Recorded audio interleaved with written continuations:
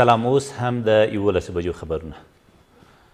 د کابل ښار د پنځمې امنیتي حوزې اړوند سیمه کې د درېیو پرلپسې چاودنو له امله یو کس وژل شوی او 18 نور ټپيان دي.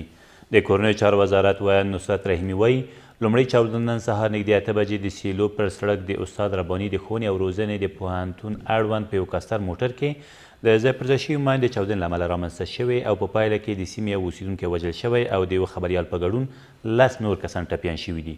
د نوموړي په وینا د دغې پیښې 20 دقیقې وروسته 2 نورې چاودنې هم شوي چې له امله یې د 5 پوځیانو په ګډون 7 نور کسان هم ټپیان شوي دي.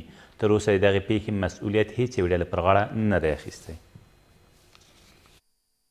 نن سهار 7:50 د پنځمې امنیتي حوزې اړوند د حفیظ الله امین په کوڅه کې د پروفیسور شهید استاد رباني د پوهنتون د محصلینو په کاستر موټر باندې انفجار کیږي چې په ترڅ کې 10 تنه د یوه خبریال په ګډون ټپیان کیږي او یو تن چې ملکي کس دی هغه په شهادت رسیږي. 20 دقیقې وروسته 2 پیهمه تعبیه شوي ماینونه په ساحه کې انفجار کی چې د هغې په ترڅ کې له بده مرغه 7 تنه زموږ قدرمن هیوادوال د 15 امنیتي سرتیرو په ګډون ټپیان کیږي.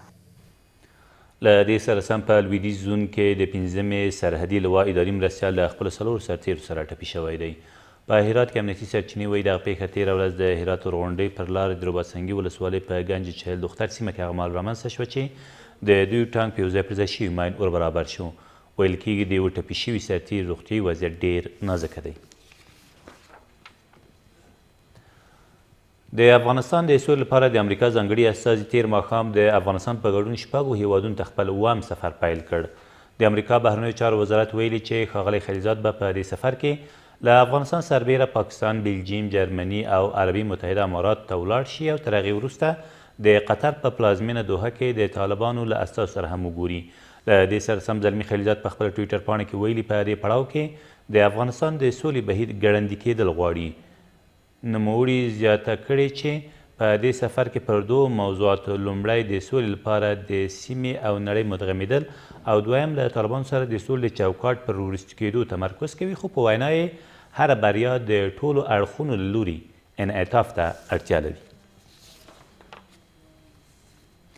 د ملي دفاع وزارت سرپرست تېره ورځ د غزني ولایت د امنیتي وضعیت د ارزونې په موخه دغه ولایت ته ولاړ. اسدالله خالد د دغه ولایت له پوځي او ملکي مسؤلینو سره په کتنو کې د غزني د امنیتي حالت د لا ښه والي په موخه لازمې لارښوونې کړي دي. ښاغلي خالد په دې سفر کې د غزني ښار له یو شمېر اوسیدونکو سره هم لیدلي او ورسره یې ژمنه کړې چې ډېر ژر به د دغه ولایت امنیتي ستونزې هوارې کړي. یو کس طالبانو ته د وسلو او مالي امکاناتو د برابرولو په تور په پکتیا کې ونیول شو. دا کس چې ایمل نومیږي د بډایه او سوداګرو په ویرولو سره له هغوی پیسې او یا هم د وسلو د برابرولو غوښتنه کوله چې بالاخره تېره ورځ د ګردیز ښار په خوست لاین سیمه کې د څارګر ملي ادارې د کارکوونکو له لوري نیول شوی دی. د پکتیا د والي ویان زیاتوي له نیول شوي کسه یوه تومانچه هم ترلاسه شوې ده. او د ترهګریزو کړنو د ترسره کولو په تور یو 15 کسیزه ډله د لغمان په مرکز کې ونیول شوه. د څارګر ملي ادارې د خبرپاڼې له مخې دغه ډله چې تر دې مخکې په مهترلام ښار کې په ډیری مان ایښودنو، ترور او د خلکو پر ګواښلو بوخته وه، بالاخره د څارګر ملي ادارې په ځانګړو عملیاتو کې له یو مقناطیسي ماین او یو موټر سره یو ځای نیول شوې ده. ویل کېږي نیول شویو کسانو خپل جرمونه هم منلي دي. دا تر دې مهاله وروستي خبرونه، تر بیا مو الله مل.